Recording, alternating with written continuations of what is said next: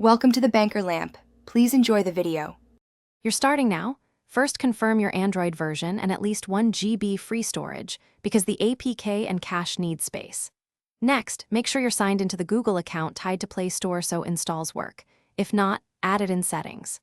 Once done, connect to a stable Wi-Fi or enable mobile data and keep the battery above 20%. Now open Settings and head straight to Apps. This is where we begin restoring the YouTube app. You'll clear the path.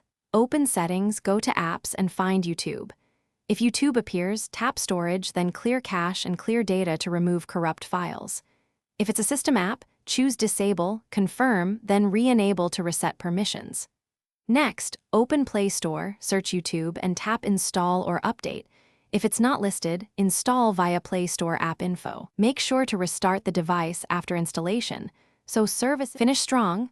Open YouTube, grant camera, microphone, and storage permissions when prompted, and sign into your account so subscriptions and history return. If the app crashes or won't open, check Google Play Services and install any system updates, because outdated services break app behavior. If problems persist, remove the Google account from Settings, reboot, then add it back and try again. If all else fails, consider backing up data and a factory reset. Use it only as a last resort.